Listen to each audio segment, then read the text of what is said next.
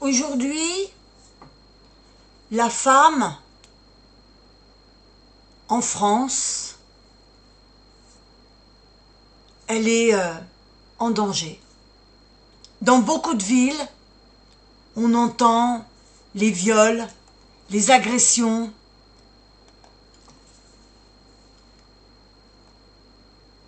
Alors, on a une culture,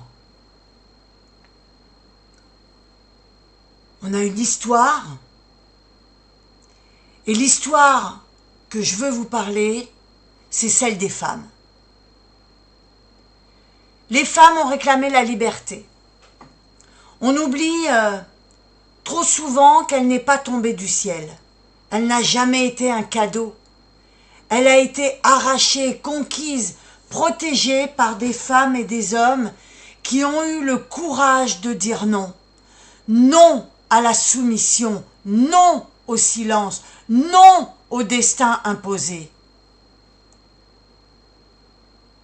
En France, si nous pouvons aujourd'hui sortir, travailler, penser, parler, aimer librement, c'est parce que des femmes avant nous ont levé la tête quand tout le monde la baissait. Et aujourd'hui, on voudrait nous enlever cette liberté. Elles ont défié les dictatures, les dogmes, les traditions. Elles ont marché, écrit, crié et résisté. Certaines ont tout perdu. Et certaines ont donné leur vie.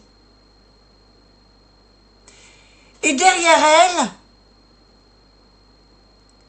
il y avait aussi des hommes, des vrais. C'était vraiment de vrais hommes.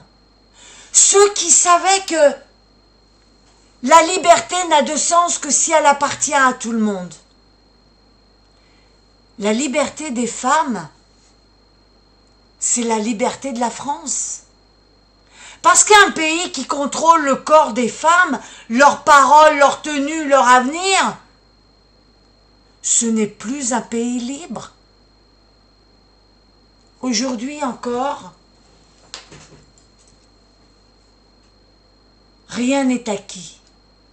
Il suffit de regarder autour de nous des pays qui reculent, des droits qui disparaissent, des femmes qui se battent seules contre la barbarie.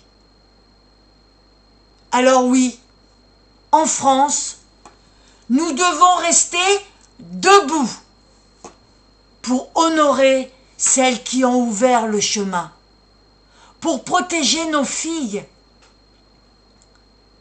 pour rappeler que la liberté, ce n'est pas un slogan, c'est un héritage et un devoir.